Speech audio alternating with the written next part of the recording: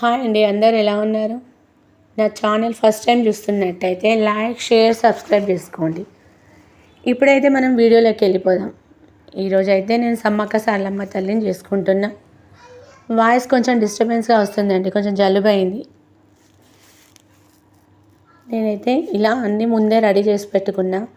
నైటే సాయంత్రం ఇల్లు తుడుచుకొని బయట కడుక్కొని మొత్తం ఇల్లంతా క్లీన్ చేసుకున్న, స్టవ్ అన్నీ. పొద్దున్నే లేచి స్నానం చేసేసి ఇట్లయితే సున్నం, జాజు అవన్నీ రెడీ చేసి పెట్టుకున్న, బంగారము అన్నీ. ఇప్పుడైతే నేను ఫోటో తుడుచుకుంటున్నా.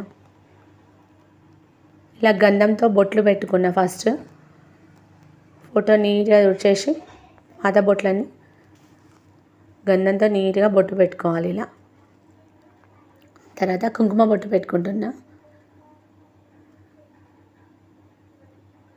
నేనైతే ఇలా నాకు తెలిసిన తీరులో నేను సింపుల్ వేలో చేసుకుంటా.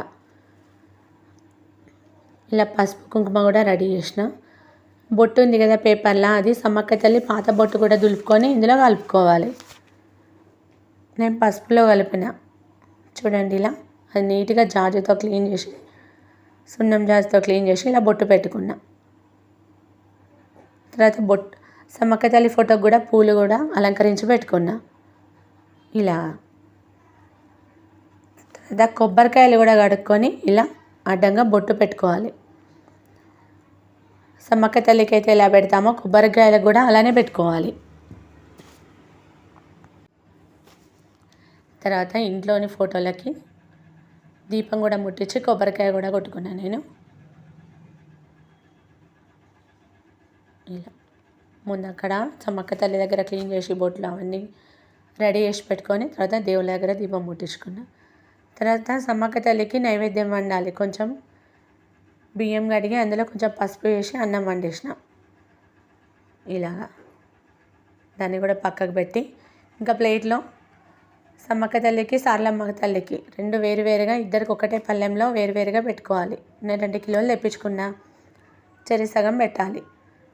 తర్వాత దీపం కూడా ముట్టించి కొబ్బరికాయలు కూడా పెట్టేసిన. 2 బ్లౌజ్ పీసులు, కుడుక, ఖర్జూరము అన్నీ. నేను కోడితోటి కూడా చేస్తున్నా కానీ వీడియో తీయడం కుదరలేదు. ఈసారి అయితే కోడితో చేశాను నేను.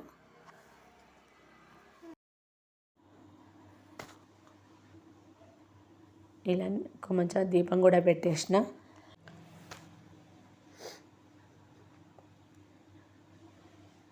నేనైతే నాకు తెలిసిన తీరులో నేను దీపం పెట్టేస్తాను.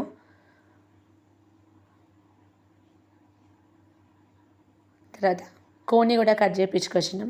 నాకు వీడియో తీయడం కుదరలేదు ఫ్రెండ్స్, ఏమనుకోకండి. తర్వాత దేవుడికి నైవేద్యం వండాలి కదా, చికెన్ కర్రీ కూడా స్టవ్ మీద వేసిన. కర్రీ కూడా అయింది. ఇలా అయిన తర్వాత దేవుడికి నైవేద్యం కూడా పెట్టేసిన. మనం పసుపు వేసిన అన్నం కొంచెము నైవేద్యానికి పెట్టేసేయాలి. చికెన్ కర్రీ అన్నీ వేసి మొక్కిన నేను. చూడండి ఇలా. తర్వాత ఇంట్లో వాళ్ళ క్షేమం కోసం తర్వాత లాస్ట్లో నేను అన్నీ మంచిగా మొక్కుకున్నా, అందరూ బాగుండాలని. సమ్మక్క తల్లిని సారలమ్మ తల్లిని చేస్తే ఇంట్లో ప్రశాంతంగా ఉన్నట్టు అనిపిస్తుంది. తర్వాత సాయంత్రం అయిపోయింది, ఇంట్లో హెవీగా పని అయిపోయింది ఈరోజు. నైట్ అంతా పని చేసేసుకొని తర్వాత బట్టలు కూడా మడత పెట్టేసుకున్నాను నేను ఇలా. చూడండి, నాకు తెలిసిన